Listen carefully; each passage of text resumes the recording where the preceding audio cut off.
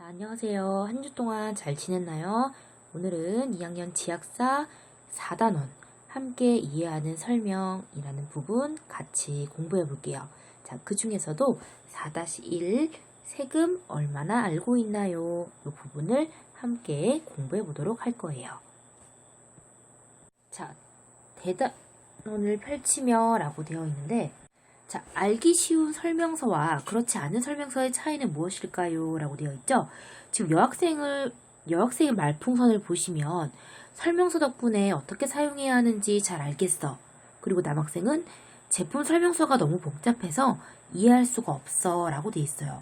그래서 알기 쉬운 설명서와 그렇지 않은 설명서의 차이는, 알기 쉬운 설명서는 읽는 이가 이해하기 쉽도록 잘 정리되어 있거나 혹은 적절한 설명 방법으로 설명하고 있는 설명서가 되겠고요. 그죠? 한번 써볼까요, 그러면? 자, 알기 쉬운 설명서 같은 경우는 읽는 이가 일단 이해하기 쉬워야겠죠? 그리고 적절한 설명 방법을 통해서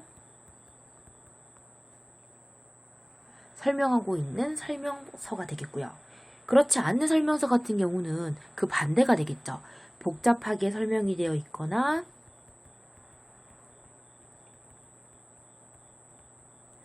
혹은 설명 내용이 좀 부족하다거나, 그죠? 아니면 이해하기 어려운 설명서가 그렇지 않은 설명서가 되겠죠. 그리고 이해하기 어려웠던 경험이 있다면 한 번쯤 떠올려 보는 것도 도움이 되겠고요. 자, 그러면 한 장을 넘겨볼게요. 자, 넘겨서 세금 얼마나 알고 있나요? 라는 제목의 글인데요. 자, 밑에 생각 열기 같이 볼게요. 다음 활동을 하면서 설명하는 방법에 관해 생각해 봅시다. 자, 먼저 똑같이 지금 구름에 대해 설명을 하고 있는데요. 왼쪽에 남학생을 보시면, 자, 구름이란 공기 중에 수분이 엉겨서 미세한 물방울이나 얼음 결정의 덩어리가 되어 공중에 떠 있는 것을 말합니다. 라고 이야기를 하고요. 오른쪽의 여학생은요. 자, 구름에는 샌비구름, 양떼구름, 뭉게구름 등이 있습니다. 라고 얘기를 해요. 지금 두 학생의 설명의 차이는 어떤 차이가 있어요? 일단 남학생 같은 경우는요. 구름의 뜻을 설명하고요. 그 다음에 여학생 같은 경우는요. 구름의 종류를 예를 들어 설명을 하고 있죠. 자, 그 다음에 구름을 두 사람과 다른 방법으로 설명할 방법은 없는지 생각해 봅시다 했는데, 예를 들어서 구름이 어떻게 생기는지 구름의 형성, 원인, 그리고 결과로 나누어서 인과의 방법으로 설명할 수도 있겠고요. 혹은 구름의 모양을 알기 쉽게 다른 대상에 빗대어 설명할 수도 있겠죠.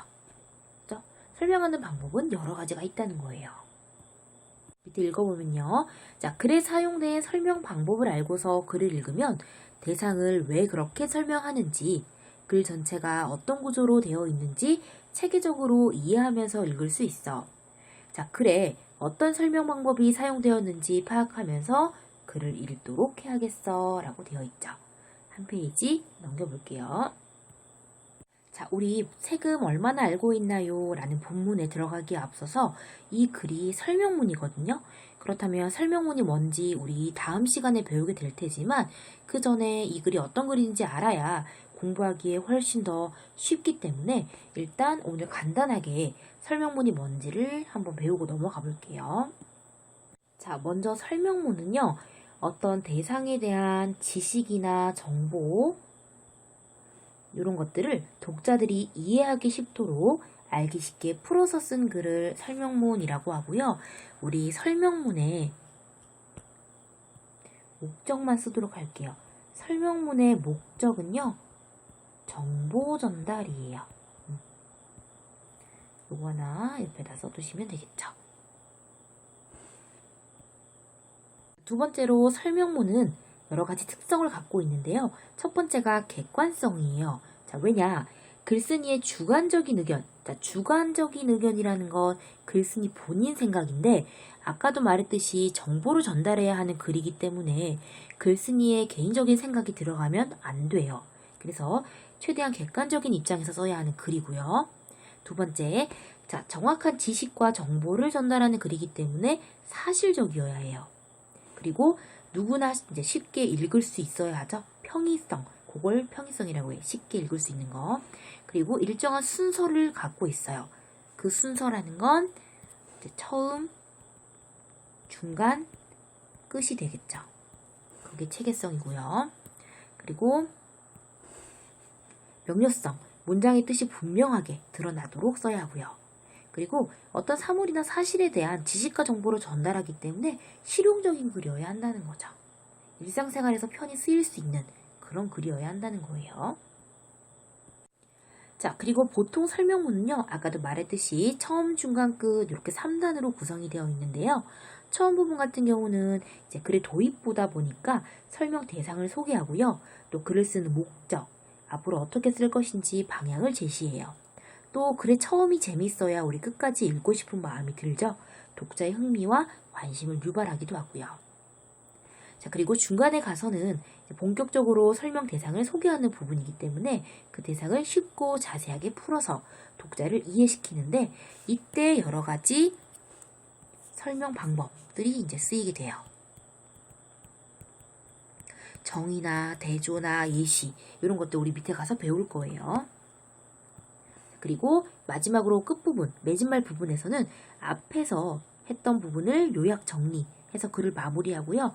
글쓴이가 의견을 덧붙이거나 혹은 앞으로 해야 할 과제 혹은 하고 싶은 뭐 당부가 있다면 이제 그런 것들로서 마무리를 하게 되겠죠. 자, 그래서 여기 내용 전개 방법 중요한 부분인데요. 첫 번째로 정의가 나와 있네요. 정의는요. 무엇은 무엇이다의 형식으로 어떤 말, 사물의 의미를 밝히는 방법이다 라고 돼 있죠. 의미라는 건요. 의미, 요거는 어떤 사물의 뜻 혹은 뭐 정의라고 보시면 돼요. 정의를 밝히는 게 정의가 아니라 의미나 어떤 개념을 밝히는 게 정의다라고 보시면 돼요. 그래서 예를 들어서 문학은 인간의 사상이나 감정을 언어로 표현한 예술이다 하면 문학의 정의가 되는 거죠. 왜? 문학의 의미나 개념을 밝히고 있으니까요. 자, 두 번째로 예시는요. 어떤 대상에 대한 구체적인 예를 들어 설명하는 방법이에요. 그래서 봄에 피는 그 꽃으로는 개나리, 진달래, 민들레 등이 있다. 이게 바로 봄에 피는 꽃의 예들이 되잖아. 그죠? 이게 예시가 되죠. 사례가 되는 거예요. 그죠? 세 번째로, 자, 비교 같은 경우는 두 대상의 공통점이고요. 대조는 차이점이야. 그래서 이 두 개를 묶어서 알아두시면 되겠죠. 자, 먼저 비교 같은 경우는요. 텔레비전과 라디오는 둘 다 대중매체로서 사람들에게 지식과 정보를 제공한다. 그러면 텔레비전과 라디오의 공통점이 나왔죠. 그러면 비교예요. 그 다음 대조는요. 차이점이니까 시는 옥문, 운율이 있는 문학, 소설은 산문, 줄글이죠. 리듬감이 없죠. 그러면 얘는 차이점이라고 볼 수 있죠.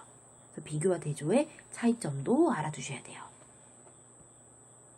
자, 그리고 분류와 분석도 정말 많이 이제 친구들이 헷갈려 하는데 먼저 분류 같은 경우는 사물을 일정한 기준, 항상 기준이 있어야 돼요. 기준에 따라 나누거나 묶어 설명하는 방법이에요. 그래서 시는 형식에 따라, 이게 바로 기준이 되는 거잖아. 일정한 기준에 따라 정형시, 자유시, 산문시로 나눈다. 이게 분류예요. 분석은요, 대상을 하나의 어떤 구성 요소로 나누는 거야. 시계는 초침, 본침, 시침, 태엽장치 등으로 이루어져 있다. 그래서 분석은요, 이 구성 요소를 다시 합치면 이게 돼야 돼. 이게 분석이에요. 이렇게까지 알아두시면 되겠어요.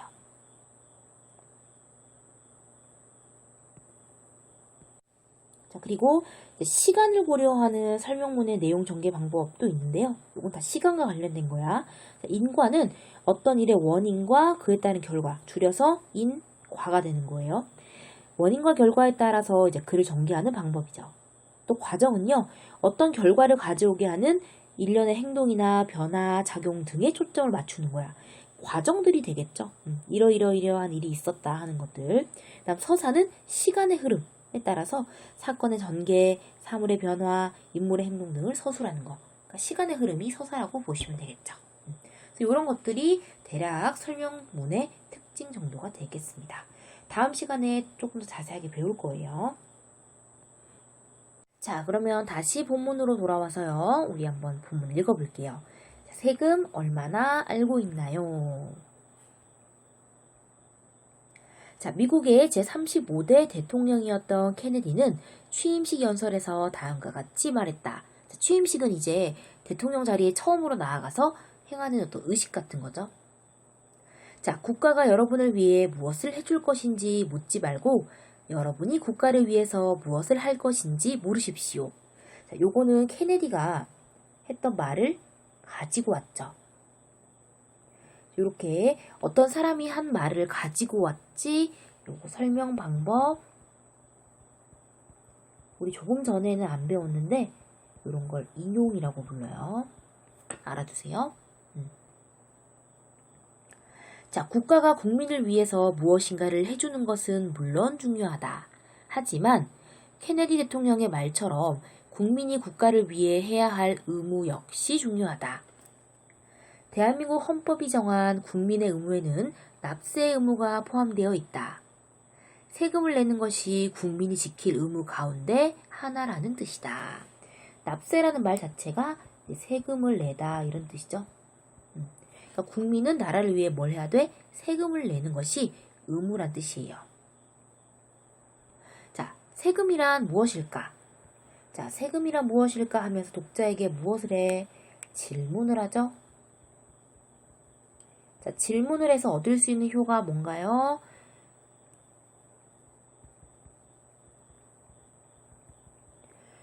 주의를 환기할 수 있고요. 또 설명 대상을 조금 더 명확하게 할 수 있지. 지금 내가 설명하고자 하는 게 뭐야? 세금이다 라고. 우리나라를 지키고 여러분이 안심하고 학교에 다닐 수 있으려면 많은 돈이 필요하다. 이러한 돈은 국민이 내는 세금으로 마련한다. 즉, 세금이란 국가가 나라 살림을 잘 꾸려나갈 수 있도록 국민이 법에 따라 내는 돈을 말한다.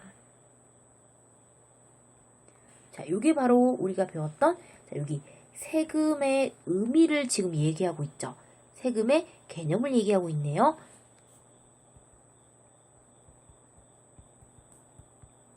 그럼 설명 방법은 정의가 되겠네요. 그죠? 우리 벌써 2개나 배웠어요. 위에서 인용, 밑에는 정의예요. 세금의 정의까지 배웠습니다. 넘겨서 자, 그럼 국민이 내는 세금은 주로 어디에 쓰일까? 정부가 많은 일을 하는 것은 대부분 알고 있을 것이다. 먼저 쉽게 볼 수 있는 것이 도로를 건설하거나 여러 공공시설을 짓는 일이다. 요거는 일단 다른 색으로 색칠해 볼게. 그 세금으로 하는 일이니까요. 첫 번째가 도로를 건설하거나 여러 가지 공공시설을 짓는 일이래. 요게 바로 이제 세금의 쓰임새가 되겠죠.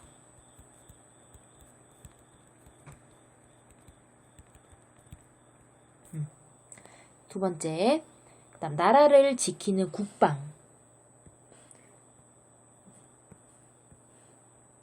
그리고 자, 국민의 안전과 질서를 유지하는 치안. 자, 치안 여기 옆에 있죠? 질서를 유지하고 보존하는 것을 치안이라고 해. 치안도 정부가 하는 일이다. 그러니까 여기 두 번째가 국방, 세 번째가 안전과 질서 유지. 그러니까 여기 세금의 이제 쓰임새가 되겠죠. 자, 여러분이 받는 교육은 말할 것도 없다. 정부에서는 중학교까지 무상교육, 그러니까 무상은 쉽게 말하면 이제 공짜로 교육을 하는 거죠.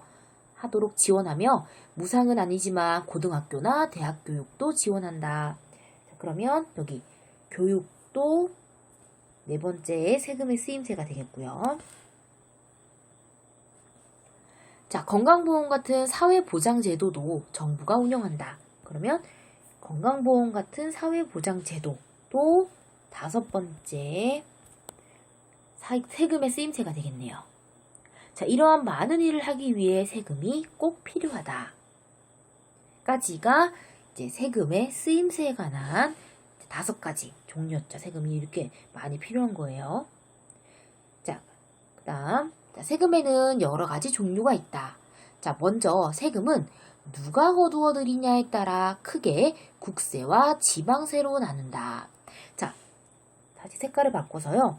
세금은 누가 거두어 들이냐에 따라서 크게 국세와 지방세로 나뉠 수가 있다라고 되어 있는데, 우리 아까 전에 어떤 기준에 따라서 나누는 걸 뭐라고 배웠죠? 여기 누가 거두어 들이냐, 이게 어떤 기준이 되는 거지, 그죠? 거기에 따라서 국세냐 지방세냐로 나누어진다고 했잖아, 그치? 기준이 있지? 그러면 설명 방법은 구분이 되겠죠. 그죠? 자, 국세는 중앙정부기관인 국세청과 관세청에서 걷는 세금이고, 지방세는 지방자치단체에서 걷는 세금이다. 이렇게 돼 있네요. 그죠?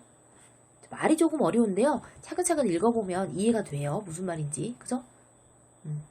국세는 이제 정부에서 걷는 거라 생각하시면 되고요. 지방세는 말 그대로 우리 지방 있죠? 서울 말고 다른 지방에서 걷는 세금을 지방세라고 하는 거예요.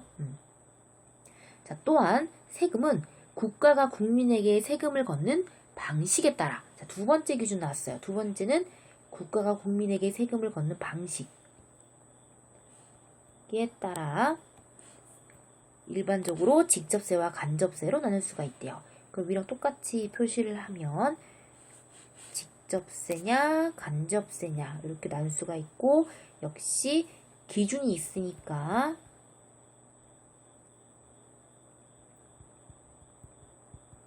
설명 방법은 똑같이 구분이 되겠죠.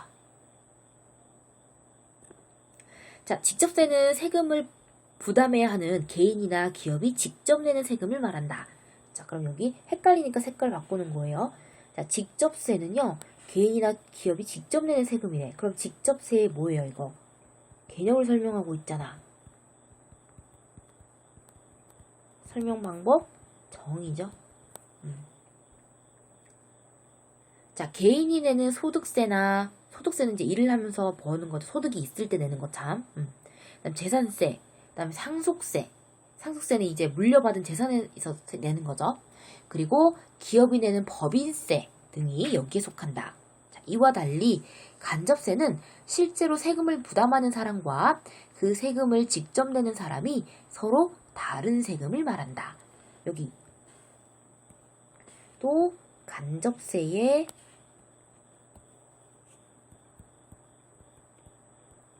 개념이기 때문에 정의네요. 자, 근데 어떻게 그럴 수 있어? 왜 세금을 내는 사람, 세금을 부담하는 사람 다를 수 있을까?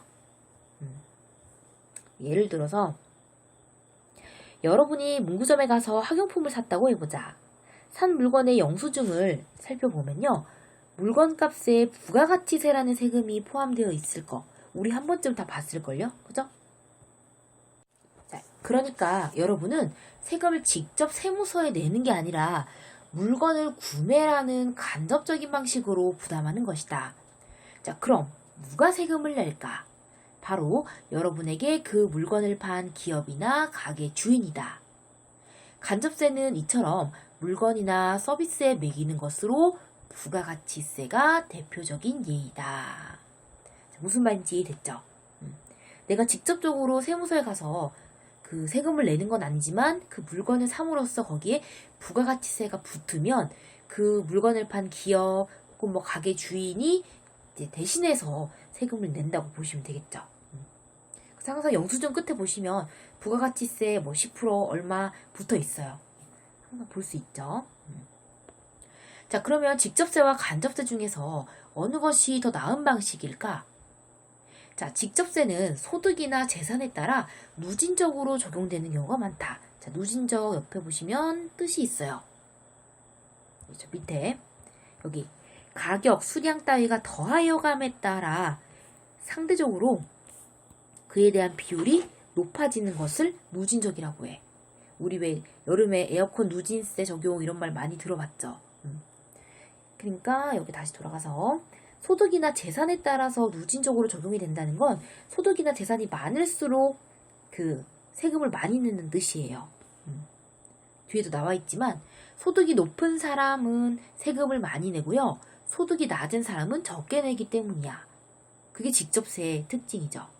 따라서 직접세는 소득 격차를 줄이는 기능을 한대. 자, 여기 직접세는 소득 격차를 줄이는 기능을 한다. 그럼 이게 직접세의 뭐가 돼요? 장점이지. 가진 사람이 쉽게 말하면 세금을 더 많이 내는 거니까요. 많이 가진 사람이. 자, 세금을 통해 소득 격차를 줄일 수 있으니 공평하다고 할 수 있을 것이다. 물론 그 자체는 바람직하지만 단점도 있다. 소득이 높은 사람들에게 세율, 그러니까 이자를 세금을 내는 비율을 높이면 세금의 비율이요. 그들이 열심히 일하려는 의욕을 잃을 수도 있기 때문이죠. 왜냐? 열심히 일해서 돈 많이 벌면 뭐해? 세금 많이 내라고 하잖아. 그럼 누가 열심히 일하고 싶겠어? 당연히 의욕을 잃을 수 있겠죠. 그러면 이 부분은 직접세의 뭐가 돼요? 단점이 되겠죠. 장점과 단점이 충분히 이해가 되나요? 네. 자, 그럼 반면에 간접세로 넘어가 볼게요. 자, 반면에 같은 이런 단어는 앞과 뒤가 어떤 내용? 반대되는 내용이 나올 거다 하는 거 알 수 있죠? 자, 간접세는요. 소득이나 재산이 많든 적든 간에 부담하는 세금이 똑같대요. 차이 이해되죠? 직접세와의 차이요. 돈을 많이 버는 사람이 음료수 한 잔을 사 마시든지 적게 버는 사람이 음료수 한 잔을 사 마시든지 둘이 내야 하는 세금은 같다. 생각하기에 따라서 누구나 똑같이 내는 간접세가 더 공평하다고 생각할 수도 있대요. 그러니까 어떻게 보면요. 색깔을 바꿔서 요건 일종의 간접세의 어떤 장점이 되죠.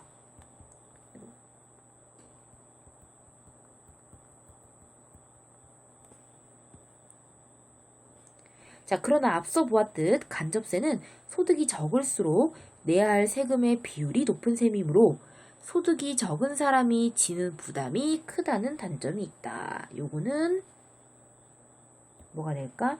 간접세의 단점이죠. 그렇죠?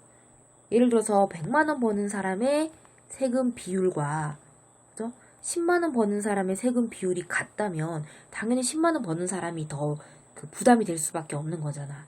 그랬을 때는 간접세가 좋다고 볼 수는 없는 거죠. 10만 원 버는 사람 입장에서는. 그죠? 그래서 간접세의 장점과 단점도 우리가 같이 봤죠.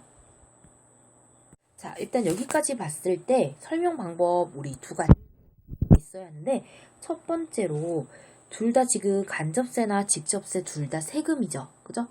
세금을 걷는 이제 방식에 따라 차이는 있을 뿐인데 둘 다 세금이기 때문에 공통점이 있어요. 그래서 비교고요. 그다음 두 번째가 아까 전에 그 간접세나 직접세 같은 경우는 세금을 걷는 방식에 따라서 차이가 있다고 했었지.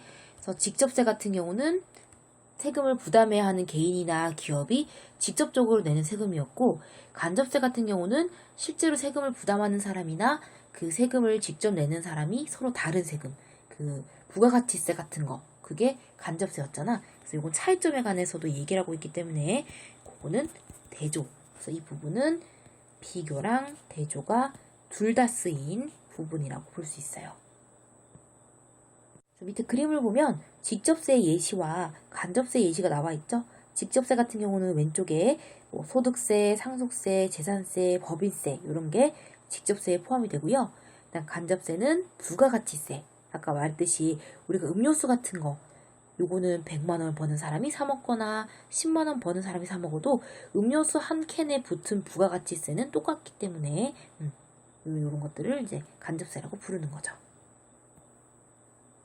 자, 그런데 정부 쪽에서 보면 간접세가 직접세보다 걷기 쉽다는 장점이 있다.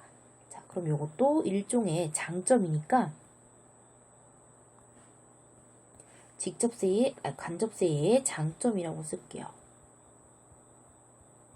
자, 왜냐?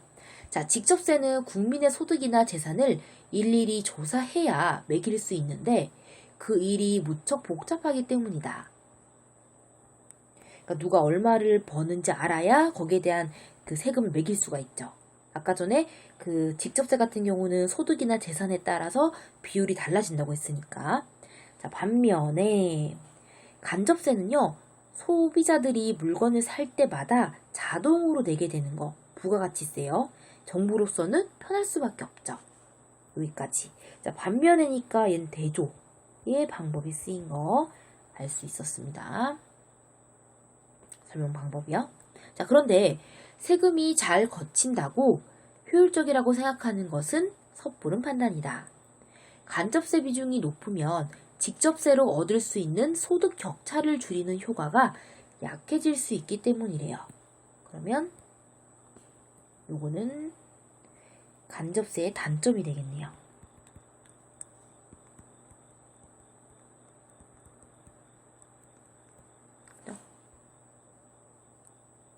왜냐면 아까 전에 직접세로 우리가 이제 직접 위에 여기 보시면 직접세는 소득 격차를 줄이는 기능을 한다 그랬었잖아. 근데 간접세 비중이 높아버리면 반대로, 그죠? 소득 격차를 줄이는 효과가 약해질 수밖에 없겠죠.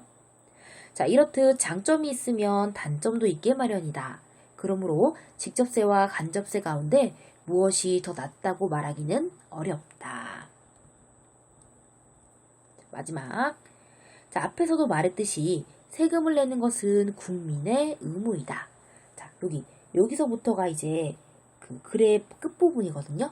아까 전에 얘기했듯이 설명문의 이제 마지막 부분에서는 이제 그 앞에서 했던 내용을 강조하죠.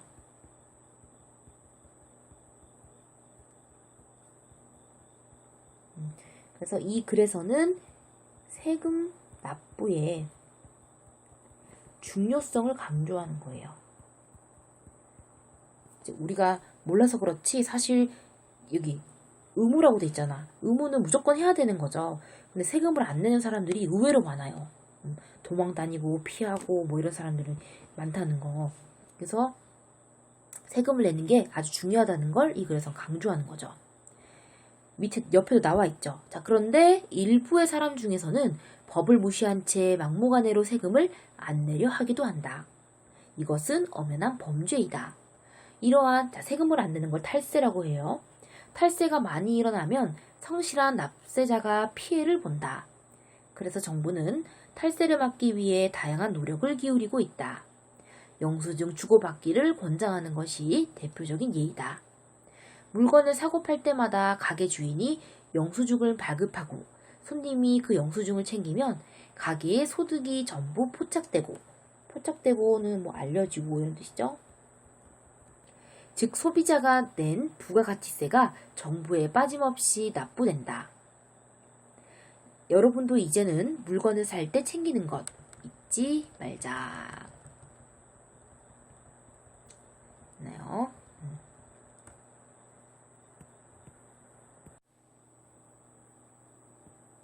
자, 뒤에 학습활동 같이 볼게요.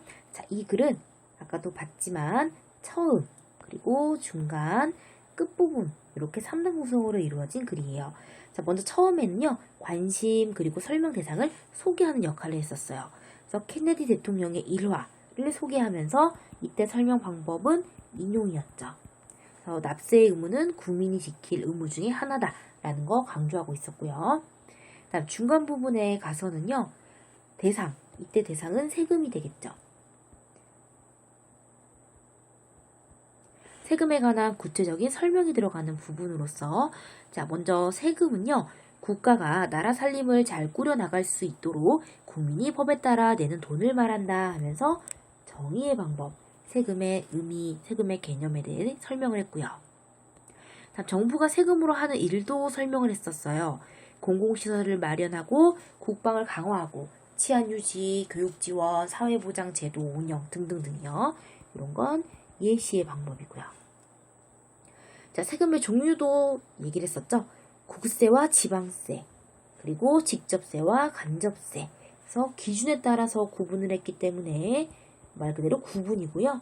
여기 중간에는 비교와 대조도 있었죠.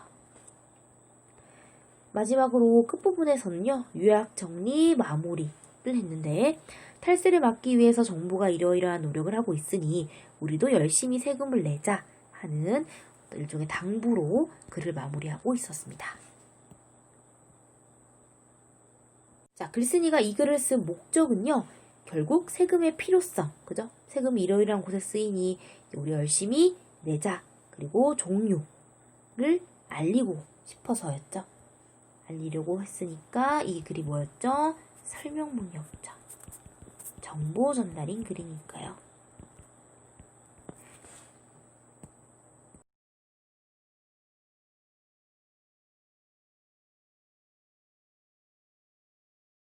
자, 그리고 이제 이 글에 사용된 다양한 설명 방법을 알아보자 했어요. 자, 다음 부분에 사용된 설명 방법을 바르게 찾아 연결해보자 했는데, 자, 세금이란 국가가 나라 살림을 잘 꾸려나갈 수 있도록 국민이 법에 따라 내는 돈을 말한다. 요거는 세금에 대한 지금 개념, 그죠? 의미를 설명한 부분이니까 요거 어떤 말이나 대상의 뜻을 밝혀주는 방법, 정의와 연결하면 되고요. 그 다음 예를 들어, 자, 예를 들어니까 요거는 예시죠. 여기 적절한 사례를 들어 설명하는 예시에 이으면 되겠죠. 자, 이 글에서 설명하고 있는 세금의 종류를 다음의 기준에 따라 정리해보고 여기에 사용된 설명 방법을 적어봅시다 했어요. 자, 일단 기준은 누가 거두어 드리냐에 따라서 국세냐 지방세, 그리고 세금을 거두어 드리는 방식에 따라서 직접세냐 간접세냐 이렇게 나눌 수가 있었는데, 이렇듯 대상을 일정한 어떤 기준에 따라서 나누어 설명하는 방법, 구분이었죠. 3번, 이 글에서 직접세와 간접세를 설명한 내용을 떠올리며 빈칸을 채워보고 사용된 설명 방법을 말해보자 했어요. 자, 일단 직접세는요, 여기 보시면 소득세, 재산세, 상속세, 법인세 같은 게 있었고요. 간접세는 부가가치세가 있었죠. 직접세 같은 경우는 소득 격차를 줄이는 기능을 해. 왜? 잘 번 사람, 돈을 많이 번 사람은 세금을 많이 내고 적게 번 사람은 적게 내기 때문이죠. 하지만 반대로 세율, 세금을 내는 비율이 높을수록 소득이 높은 사람들은 열심히 일하려는 의욕을 잃을 수밖에 없겠죠. 그죠? 많이 벌면 세금을 많이 낼 수밖에 없으니까요. 자, 그리고 반대로 간접세 같은 경우는 부가가치세이기 때문에 물건을 살 때마다 자동적으로 내게 되니까 세금을 걷기는 쉽죠. 부가가치세는 우리 모든 사람이 다 내죠. 그래서 소득이 적은 사람들에게는 부담이 크다는 단점이 있죠. 그래서 아까 선생님이 음료수로 예를 들어줬어요. 그래서 이런 경우 같은 경우는 여기서 사용된 설명 방법은 비교, 그죠? 공통점은 비교, 차이점은 대조라고 했어요. 자, 이 글의 설명 방법이 세금을 이해하는 데 어떤 도움이 되었는지 이야기해보자 했어요. 자, 세금의 종류가 다양한데 기준에 따라 나누어 혹은 묶어서 설명을 했더니 종류나 특성을 이해하기가 쉬웠어. 혹은 자, 직접세와 간접세가 무엇인지 그 차이점을 중심으로 설명을 하니까 장단점을 효과적으로 이해할 수 있었어. 또 자, 간접세 중에서 부가가치세에 관해 예를 들어 설명을 해주어서 나도 세금을 내고 있다는 걸 알 수 있었어. 아까 얘기했죠? 부가가치세는 우리 누구나 다 내는 거라고요. 자, 이번에 다음 글을 읽고 다양한 설명 방법을 더 살펴봅시다. 우리 글 2개만 더 볼 텐데요. 일단 첫 번째는요, 이제 한옥의 구들을 설명하는 글이에요. 자, 한번 읽어볼게요. 자, 구들의 구조는 크게 불을 떼는 곳이 나궁이, 열기가 지나가는 통로인 고래, 그리고 연기가 밖으로 배출되는 굴뚝으로 나뉜다. 자, 옆에 그림 보시면 아마 이해가 될 거예요. 여기 보시면 아궁이, 그 다음에 열기가 지나가는 통로인 고래, 그리고 연기가 밖으로 배출되는 굴뚝. 요렇게 지금 연기가, 잘 안 보이는가? 요렇게 연기가 밖으로 나가는 거지. 그죠? 그래서 첫 번째 줄 보시면 굴뚝의 지금 구조를 설명하고 있죠. 그래서 첫 번째 줄은 구조를 여러 부분으로, 그죠?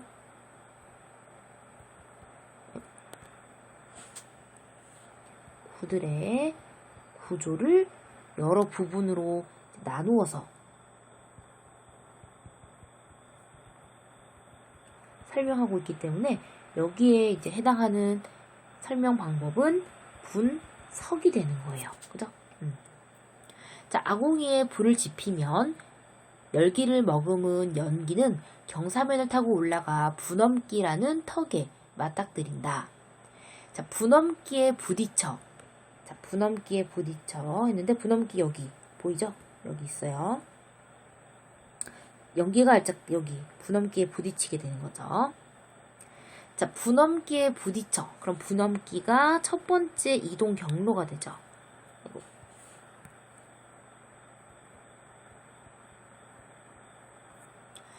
자, 분엄기에 부딪혀 위로 솟구친 연기는 긴 통로를 지나가게 되는데 이 길이 고래이다. 그럼 고래가 이동 경로 두 번째. 아까 고래 여기 봤었어요. 화면 왼쪽에 보시면. 자, 이때 연기는 그 열기를 한껏 머금고 고래 위에 덮어놓은 구들장을 데우며 지나간다. 고래의 끝자락에 있는 웅덩이가 개자리이다. 그러면 세 번째가 이동 경로. 여기 개자리 보이시죠? 자, 개자리는 고래보다 깊이 파여 있어. 자, 여기 보면 깊이 파여 있는 거 보이죠? 여기, 잘 안 보여요. 여기요. 자, 깊이 파여 있어 찬 기운이 감돌기 때문에 불길에 딸려온 그을음이나 티끌이 이곳에 떨어진다. 개자리에서 머물던 연기는 그만큼 가벼워져서 연도. 자, 연도는 그 연기가 빠져나가는 통로라고 보시면 돼요. 연도를 통해 굴뚝으로 빠져나가게 된다. 가벼우니까 올라가게 되는 거죠. 이렇게 그 연기가 빠져나가는 그런 구들의 구조에 대해서 설명하고 있는 글이라고 보시면 되겠어요. 그래서 첫 번째 가에서 주된 설명 방법은 여기 분석이 사용되었다 하는 거 알고 계시면 되겠죠. 자, 두 번째 글은요. 여드름에 관해서 여드름이 발생하는 원인을 설명하는 글이기 때문에 원인하면 반드시 뭐가 결과. 그래서 이 글은 인과의 방법으로 이제 글을 설명하고 있어요. 읽어볼게요.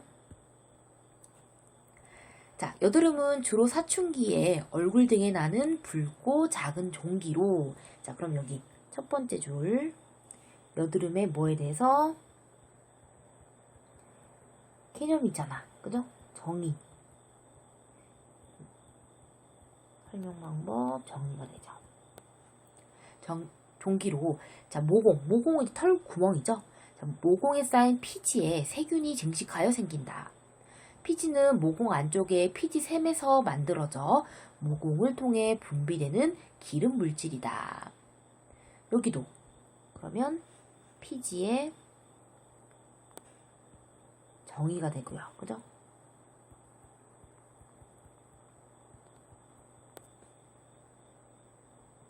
자, 피지는 피부를 먼지 등으로부터 보호하고 촉촉하게 유지하는 구실을 하므로 적절히 분비되면 피부 건강에 도움이 된다. 하지만 이것이 피부 밖으로 원활히 배출되지 못하면 먼지나 때 등과 함께 굳어 모공 안에 쌓이게 된다. 호르몬 분비가 왕성한 사춘기에 피지가 과다라는 건 너무 많이 이런 뜻이죠. 분비되어 이런 일이 자주 일어나며 이렇게 쌓인 피지에 세균이 증식해서 여드름이 생기는 것이다. 그러니까 여기서부터 그죠? 여기까지가 그죠? 여드름이 생기는 이제 이유가 되죠. 그리고 발생하고 그렇게 되면 어떻게 돼? 결과적으로 원인. 결과. 왜 생겨? 여드름은 여기 보시면 원활히 피지가 배출되지 못하면 먼지나 때 등과 함께 굳어서 모공 안에 쌓이게 되는 거야. 그죠? 이게 원인이죠. 그럼 그 결과 어떻게 돼? 여드름이 생겨버리는 거죠. 그래서 여기 사용된 방법은 인과가 되겠죠.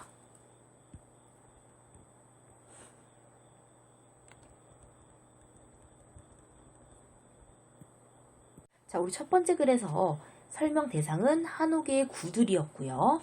그 설명 대상을 이루고 있는 요소, 즉 한옥의 구들은 아궁이, 고래, 굴뚝으로 이루어져 있는데 아궁이는 불을 떼는 곳, 고래는 그 열기가 지나가는 통로, 굴뚝은 연기가 밖으로 배출되는 곳이었죠. 그래서 이렇게 구성 요소로 나누는 그 방법을 구분이라고 아까 전에 얘기를 했었어요. 그죠? 이런 거 알아두시면 되고요. 얘들아, 참, 미안. 구분이 아니라 참 분석이죠. 미안.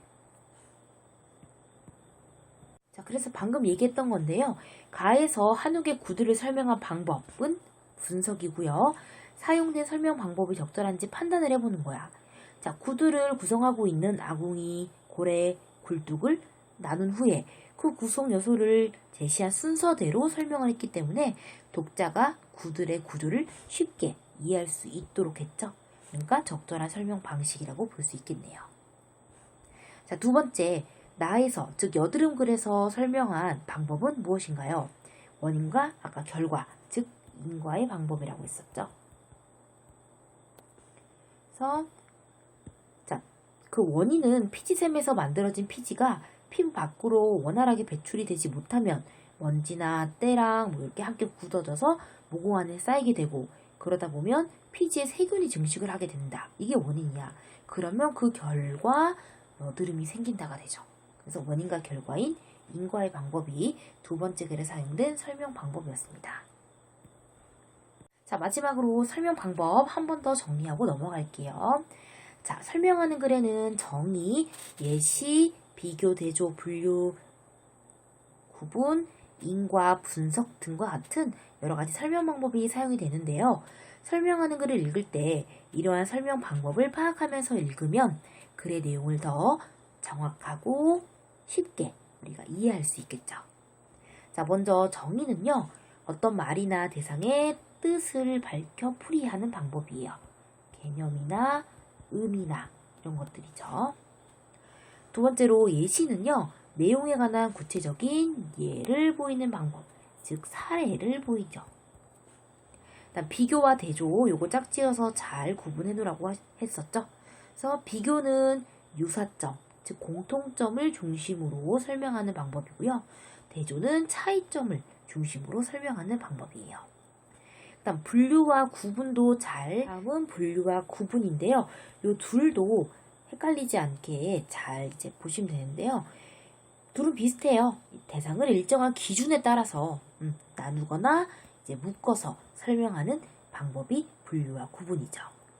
인과는 대상이나 사건의 원인, 결과, 줄여서 인과가 되죠. 설명하는 방법이고요. 이제 마지막으로 분석 같은 경우는 대상을 구성하는 요소, 그리고 부분으로 이제 나누어 설명하는 방법이에요. 그래서 특히 여기 분류, 구분, 분석 이렇게 헷갈리지 않게 잘 보시면 되겠습니다. 자, 그래서 오늘 수업은 여기까지고요. 선생님이 풀어야 되는 페이지는 따로 이제 언급을 해줄 테니까 그거 풀어서 과제 제출하시면 되겠고요. 특히 과제 제출은 기한을 잘 지켜서 해주시길 바래요. 오늘도 고생 많으셨고요. 다음 주에 만나요. 안녕.